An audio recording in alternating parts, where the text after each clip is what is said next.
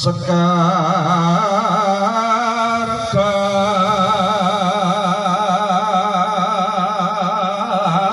hadung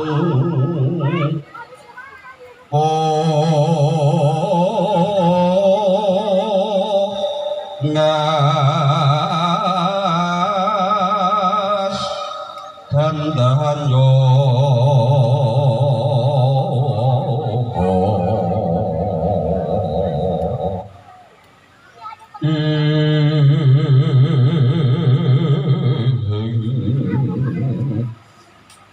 Mawararas renandriya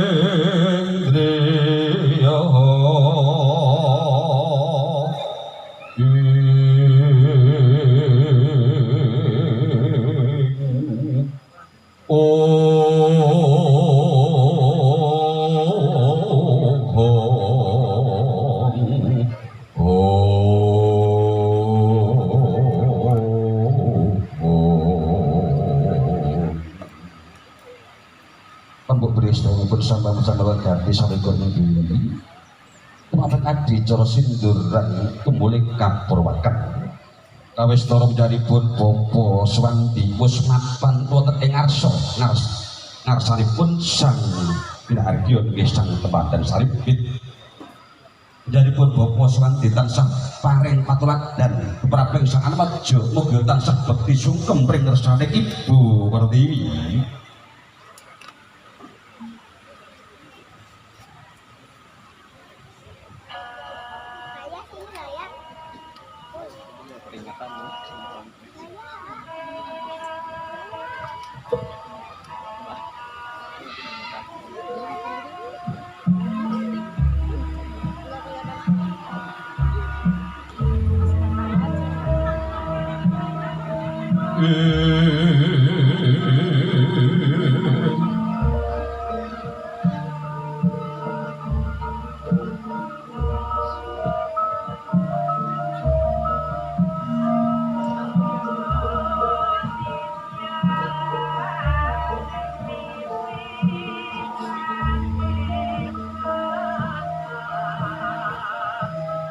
Wujudipun para bot sindur muskapapanaken wonten ing badan pundak sang temanten saripit kagem jajaripun Bopo Swanti ing pangajap belakang rombongan ya.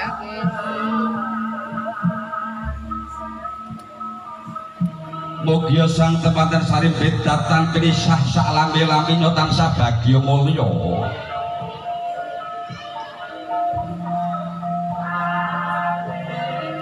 Kanthi kebak ing pangantos sata jaripun Bopo Swanti mapan ing ngarsa jalaran. Panjenenganipun Bopo Swanti tansah angestu wangsul ingkang wujnepana ing maruta cinandhi ing yati duk ingun saking Ki Hajar Dewantara ing ngarsa Sungkulada. Ing madya mangun karsa tutmuri Handayani.